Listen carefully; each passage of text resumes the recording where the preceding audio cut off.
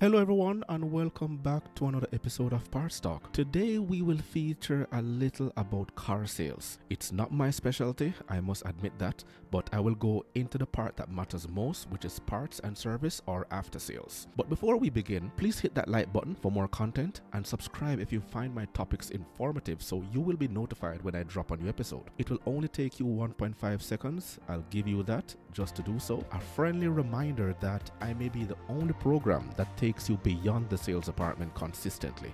Others focus specifically on cars, their performance, looks, style, dealerships, features, and DIY from mechanics. Before we begin, this video is entitled Don't Pay Cash at Dealerships, and here's why. It is over 40 minutes long. I'm not going to play all of it. I will only play the part that concerns parts and service. I will leave a link to this video in the description box below, and I'm going to play it. Then you give me your comment and I'll let you know exactly what goes on as we go along. Okay, so let's try to better understand how a modern car dealership business model actually works and operates. So new car sales account for 58% of sales at a dealership. So when most people think of car dealerships, they think that they make a majority of their money on the sale or the price of the car, which couldn't be further from the truth. Although new car sales make up 58% of sales, it only accounts for 26% of gross profit. The reason for that is because pricing is transparent now. People have phones, they have apps, they have the internet. You can find out what the price of a car is in roughly 5 to 10 minutes if you just do some preliminary research. It's not. And all of that comes from the increase in competition that is there. You have new car dealers competing against used car dealers, and then you have the various models and the abundance of manufacturers out there right now, and everyone is trying to get in on the action, but they have to do more in order to make up the extra percentages to keep the business going. Let's continue. That hard. So car dealers need to make money elsewhere. So what do? They make a majority of their profits from F&I, accessories, service, fees, and parts. These are the major profit centers of a dealership, okay? So the car, think of it literally as a vehicle, no pun intended. The car is simply a vehicle to get you into high margin finance and insurance products. That's what F&I stands for. Those are the guys in the back that do your paperwork. So F&I is simply where they sell you gap insurance, wheel insurance, extended warranties, protection packages, etc., etc. And the funny thing is that 55% of these extended warranties, according to extensive research, shows that these extended warranties are never used. So you're paying for a product that... And that is so true. These extended warranties are never used, so they have to use other derivatives to make up the profit margin of those car sales. And dealerships and dealers are evolving where you no longer have the need to visit the dealership. However, you need to negotiate in order to get the best deal suited for your budget. But I want to take on the part he mentions about parts and service. Websites now allow you to build and add accessories to your intended purchase. However, there are some models that come fitted with factory-built accessories. Tesla, on the other hand, allows you to order your vehicle directly from the website without the need to visit a dealership, unlike traditional manufacturers. Let's continue. You end up not utilizing. So if I was a casino and I had a 5% house edge right here at 55%, I would be salivating at those numbers. So the next slide, now that you understand how the business model works and where they make their money from, is going to actually teach you how to go through the sales process and how to actually buy a car with cash. Okay, so this is where I exit this video. Like I said, if you want to see the rest of it, then you can hit the link in the description box. But a fun fact here, in the Caribbean, duties and tariffs are applied on cars based on the laden weight or the CC rating, which is the engine size, and the FOB pricing, of course. So the prices of motor vehicles are oftentimes regulated by the various government mandates, and of course there are PDI charges, which is pre-delivery inspection, admin fees, all added up to make up the final selling price, or what you call it now, the MRSP. Part that you've all been waiting for. So how to buy a car with cash from a dealership. So but I won't get into the aspects of his. I'm going to speak mostly from my experience and what I witnessed during my time working in dealerships. In days past, and I say days past because I've spent over 20 years in the automotive industry, dealers will use strategies and import cars as basic as can be. Then they will add the accessories just before delivery, as he mentions here, accessories, service and parts. And this was done to avoid the use fees in duties. And this goes again, it all depends on the region that you're in and where in the world you are located, because you have various government entities that regulates the importation of cars and how they are priced out based on tariffs and duties and all that. So some will capitalize using aftermarket accessories, which carries a larger profit margin to make up the final sales price. And remember, as stated in this video, new car sales only make up 58%, which is 26% of gross profit.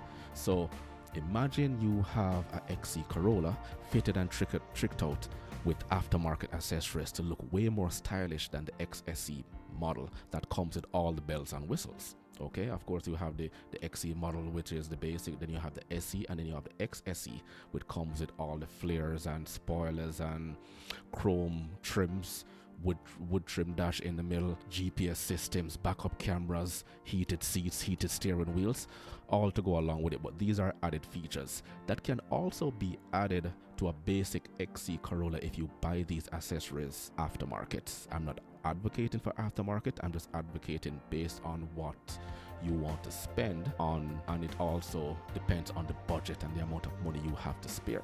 So you can have it tricked out to look similar to a TRD model. Aftermarket accessories are there for basically everything: sales, parts and service, benefits overall from the accessibilities of these accessories, as dealerships are usually 3S facilities, which is parts, sales and service. So managers, especially general managers, GMs, or managing directors, MDs, must learn to look at the business from a holistic standpoint. We know what happens to dealers who only focus on car sales. I need not repeat myself. We have seen the transition in and the evolution of dealers going under, because once there's a crash or anything that disturbs economic factors, dealerships gets affected once car sales dips. So customer retention and repeat sales will only be considered by the customer based on after sales service, and that comes from parts and service, of course. Another strategy I recommend is a customer workshop. I've mentioned this before in my previous episodes, and this is where you get customers to come back into your dealership and familiarize themselves with their purchases and the services you offer, right? And that's basically it for this video. In my next video, I am going to feature a TikToker who places emphasis on how salespeople, of course, salespeople are these evil, cheating, money-sucking bastards who set out to rip people off.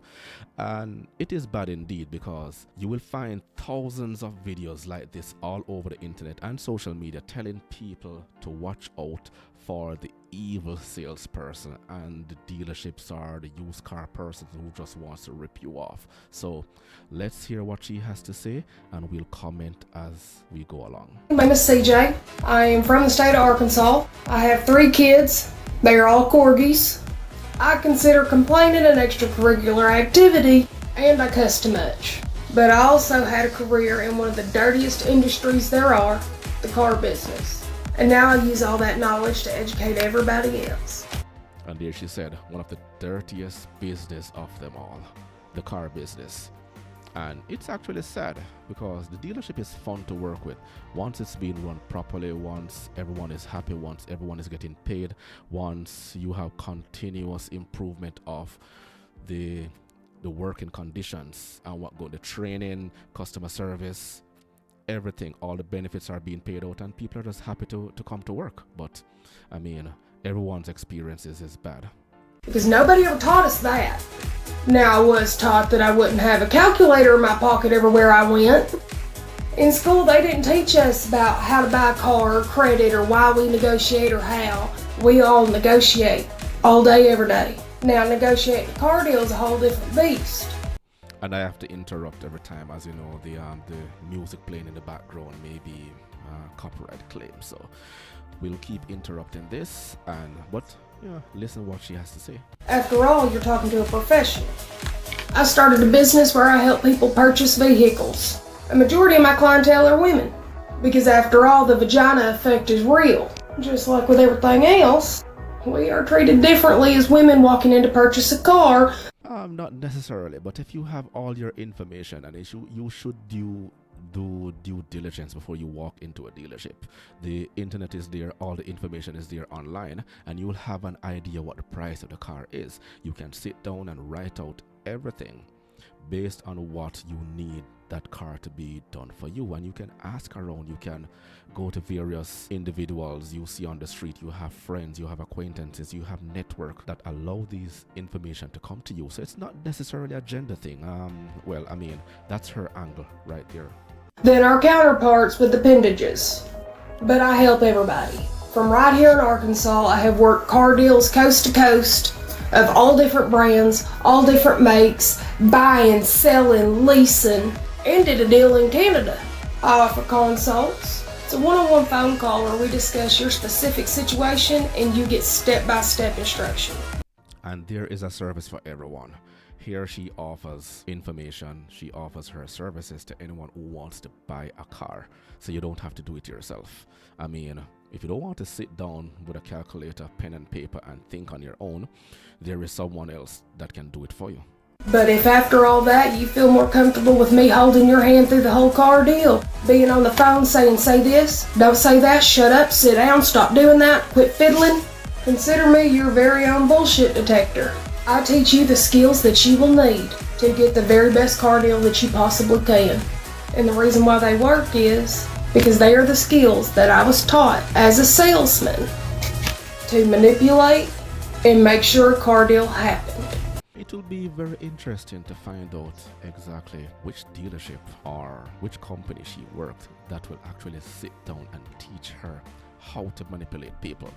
They seem to have a blueprint for that, or a course outline for that. I want to know. We're now playing the game with their playbook. Now, there is great salesmen out there that are wonderful and good people, but you can't always tell the difference. If you are in the market to buy a vehicle, this is my email. Feel free to use it. Of course, getting free advertisement by me playing her video here, but I just wanted you to understand exactly where we're coming from, and you will find thousands of people like her advising people that look out for the salesman. They are just here to rip you off. If you ain't in the market, that's okay. You hit the follow button, I give free tips all the time. Now, if you'll excuse me, I'm sure there's somebody somewhere that I can argue with. So. And there you have it. I hope this was informative as was entertaining. What do you think? Please leave your comments below. And I can tell you, here's an advice. Fly high, fly low. The salesman or the salesperson, they will always find a way to collect their commission. Just believe that. Remember to hit that like button on your way out. It will only take 1.5 seconds. And if you haven't subscribed yet, please do so. Until next time.